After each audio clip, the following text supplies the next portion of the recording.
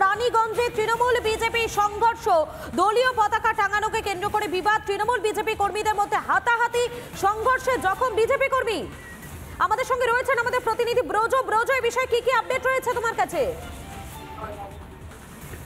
দেখো, একেবারে যখন ভোট নির্বাচন, চতুর্থ দফার আসানসোল লোকসভার নির্বাচন, তখন ঠিক তার আগেই বলা যায় কাক ভোরে একেবারে সেই সময়ই কিন্তু রানীগঞ্জ বিধানসভার যে নতুন ইগারা এলাকা, সেই ঝান্ডা টাঙানো, সেই এলাকায় ঝান্ডা টাঙানো ঘিরে বিজেপি এবং তৃণমূলের যে কর্মী সমর্থক নেতাদের মধ্যে বচসা তৈরি হয়। একেবারে শেষ পর্যন্ত হাতাহাতিতে জড়ায়, মারপিট শুরু হয়ে যায় এবং এই ঘটনায় উত্তেজনা ছড়িয়ে পড়ে ওই এলাকায়। পরে ঘটনাস্থলে খবর পেয়ে পুলিশ আসে এবং এই ঘটনায় একজন বিজেপির কর্মী কিন্তু জখম হয়েছে, তাকে চিকিৎসার জন্য হাসপাতালে নিয়ে যাওয়া হয়েছে এবং পরে এই ঘটনার লিখিত অভিযোগ দায়ের করা হয়েছে রানীগঞ্জ থানায়।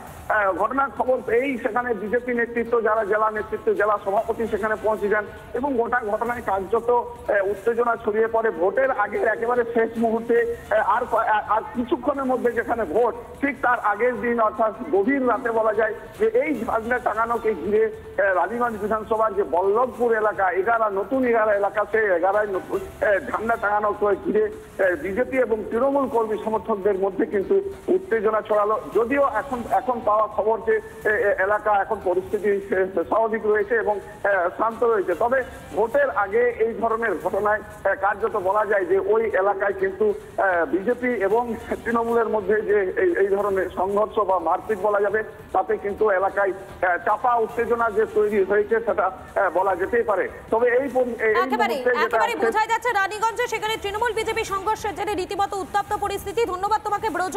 এবং এই বিষয় নিয়ে বিজেপির যারা কর্মী সমর্থকেরা রয়েছেন তারা কি বলছেন শোনাবো আপনাদের। গতকাল আমাদের এক ছেলেকে রিভারঘাট ঠেকিয়ে পড়ে তাকে ভয় দেখানো হয়, ঠিক আছে। এমনকি আজকে পুনরায় যখন আমরা ব্যানার পোস্টার লাগানো ছিল এলাকার মধ্যে, প্রত্যেকটা ব্যানার পোস্টার খুলে ফেলা হয় নতুন এলাকা গ্রামের। তার কিছুক্ষণ পর যখন আমরা দেখতে যাই তখন সেখানকার ব্যানার পোস্টার সমস্ত কিছু খুলে দেওয়া হয়। আমাদের এই পিতৃপ মণ্ডল যে জেলা পরিষদের প্রার্থী ছিলেন এখানকার, ঠিক আছে, সে প্রতিবাদ করে তার উপর চড়া হয়। তৃণমূলের পঞ্চায়েত মেম্বার এইসব কাজগুলো করায় নিজের এলাকায়। মোদিজির প্রধানমন্ত্রী যিনি আমাদের দেশে, তার ব্যানারটা পর্যন্ত ছিঁড়ে দেওয়া হয়, তার ব্যানার পুড়িয়ে দেওয়া হয়। কমপ্লেন করেছি, পুলিশ রিসিভও করেছে, বাট এখনও পর্যন্ত তাদের বিরুদ্ধে কোনো অ্যাকশন হয়নি। আপনাদের শোনালাম বিজেপি কর্মীরা কি বলছেন রানীগঞ্জের এই ঘটনা নিয়ে। এবং পিও আমরা দেখতে পাচ্ছি যে চতুর্থ দফা নির্বাচনের আগে কিন্তু বিক্ষিপ্ত অশান্তির একটা খবর উঠে আসছে। একেবারে ঠিক তাই, এবং সেটাই আমি বলছিলাম একটু আগে মধুকল্পিতা, যে এই চতুর্থ দফা কিন্তু আসানসোল, বোলপুরের মতো জায়গাগুলো রয়েছে যাতে কিন্তু পূর্বের ট্র্যাক রেকর্ড একেবারেই ভালো না।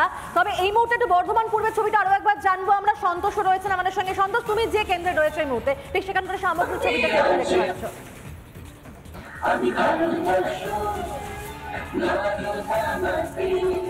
দেখো, বর্ধমান দুর্গাপুর লোকসভা কেন্দ্রে Bardhaman mills girls boys school রয়েছে, সেখানে কিন্তু আদর্শ যে ভোট গ্রহণ কেন্দ্র, সেই কেন্দ্র কিন্তু রয়েছে এখানে। এবং আমাকে বলি যে সকাল থেকে কিন্তু ভোটাররা না থাকলেও কিন্তু ভোট যারা কর্মীরা, তারা কিন্তু যারা ভোট দিতে আসবেন তাদের যেন কোনো অসুবিধা না হয় সেই সব দিকে কিন্তু তাকিয়ে কেন্দ্রীয় বাহিনীর জওয়ানরা তারা রয়েছে। এবং মক্কলের যে কাজ, সেই কাজও ইতিমধ্যে শুরু হয়েছে, সেই ছবিটা তোমায় দেখাবো। এবং ভোট গ্রহণ কেন্দ্রে সুন্দরভাবে কিন্তু সাজিয়ে তোলা হয়েছে, একদম যেভাবে আদর্শ ভোট গ্রহণ কেন্দ্র তা কিন্তু সুন্দরভাবে সাজিয়ে তোলা হয়েছে। এবং যারা এজেন্টরা যারা রয়েছে, সব অফিসে এজেন্টরা রয়েছে, এজেন্ট যারা রয়েছে তারা রয়েছেন ভিতরে। এবং তোমাকে ছবিটা আর ভিতরে দেখাবো যে সুন্দর করে কিন্তু আদর্শ যে ভোট গ্রহণ কেন্দ্র তা কিন্তু গড়ে তোলা হয়েছে। এবং যারা ভোটার, যারা ভোট দিতে এসছেন, এটি আদর্শ যে ভোট গ্রহণ কেন্দ্র এখানে এরকম কি আছে?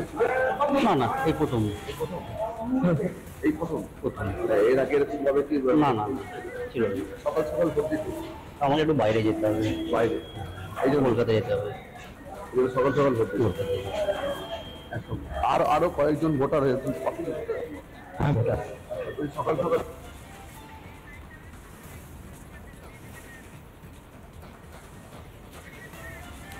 একেবারেই সন্তোষ, আবার তোমার সঙ্গে যোগাযোগ করবো। বুঝতেই পারছি আমরা ভোটের লাইনে সকাল সকাল দাঁড়িয়ে পড়েছেন সাধারণ মানুষরা। ধন্যবাদ তোমাকে। রানীগঞ্জে তৃণমূল বিজেপি সংঘর্ষ, দলীয় পতাকা টাঙানোকে কেন্দ্র করে বিবাদ, তৃণমূল বিজেপি কর্মীদের মধ্যে হাতাহাতি, সংঘর্ষে জখম বিজেপি কর্মী। আমাদের সঙ্গে রয়েছেন আমাদের প্রতিনিধি ব্রজ। এই বিষয়ে কি আপডেট রয়েছে তোমার কাছে?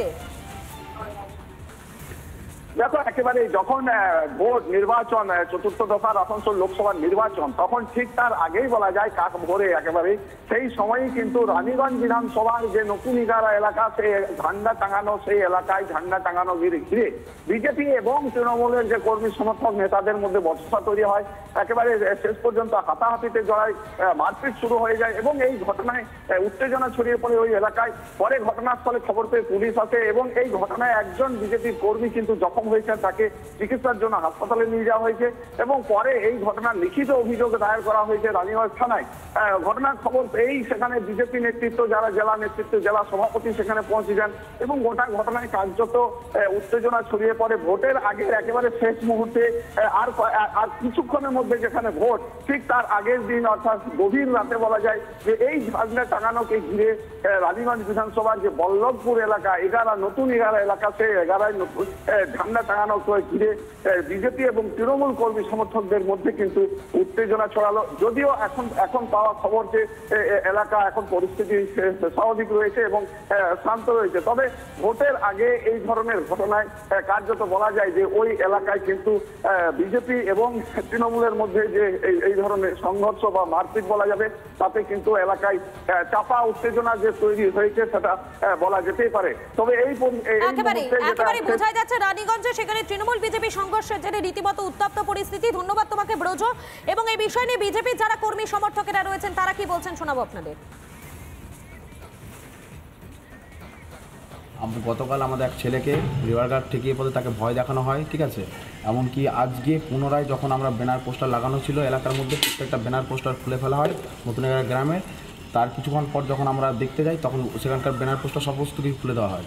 আমাদের এই পিতৃপ মণ্ডল যে জেলা পরিষদের প্রার্থী ছিলেন এখানকার, ঠিক আছে, সে প্রতিবাদ করে তার উপর চড়া হয়। তৃণমূলের পঞ্চায়েত মেম্বার এইসব কাজগুলো করায় নিজের এলাকায়। মোদিজির প্রধানমন্ত্রী যিনি আমাদের দেশে তার ব্যানারটা পর্যন্ত ছিঁড়ে দেওয়া হয়, তার ব্যানার পুড়িয়ে দেওয়া হয়। কমপ্লেন করেছি, পুলিশ রিসিভও করেছে, বাট এখনও পর্যন্ত তাদের বিরুদ্ধে কোনো অ্যাকশন হয়নি। আপনাদের শোনালাম বিজেপি কর্মীরা কি বলছেন রানীগঞ্জের এই ঘটনা নিয়ে। এবং পিও আমরা দেখতে পাচ্ছি যে চতুর্থ দফা নির্বাচনের আগে কিন্তু বিক্ষিপ্ত অশান্তির একটা খবর উঠে আসছে। একেবারে ঠিক তাই, এবং সেটাই আমি বলছিলাম একটু আগে মধুকল্পিতা, যে এই চতুর্থ দফা কিন্তু আসানসোল বোলপুরের মতো জায়গাগুলো রয়েছে যাতে কিন্তু পূর্বের ট্র্যাক রেকর্ড একেবারেই ভালো না। তবে এই মুহূর্তে একটু বর্ধমান পূর্বের ছবিটা আরো একবার জানবো আমরা। সন্তোষ রয়েছেন আমাদের সঙ্গে। সন্তোষ, তুমি যে কেন্দ্রে রয়েছে এই মুহূর্তে ঠিক সেখানকার সামগ্রিক ছবিটা কেমন দেখতে পাচ্ছ?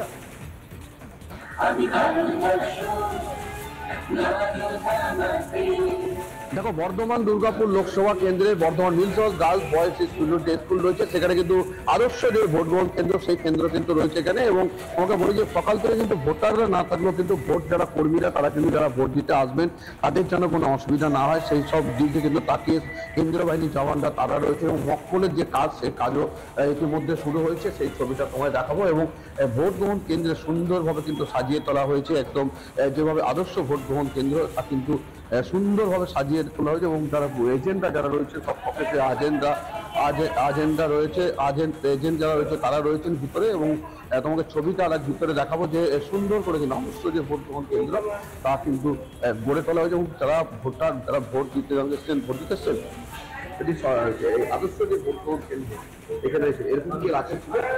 না এই প্রথম এর আগে এরকম ভাবে কি না ছিল না। সকাল ভোট দিতে আমাকে একটু বাইরে যেতে হবে, বাইরে এই যে কলকাতায় যেতে হবে। সকাল ভোট দিতে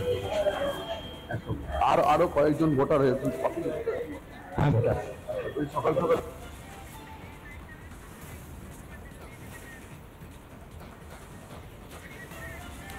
একেবারেই সন্তোষ, আবার তোমার সঙ্গে যোগাযোগ করবো। বুঝতেই পারছি আমরা ভোটের লাইনে সকাল সকাল দাঁড়িয়ে পড়েছেন সাধারণ মানুষরা। ধন্যবাদ তোমাকে।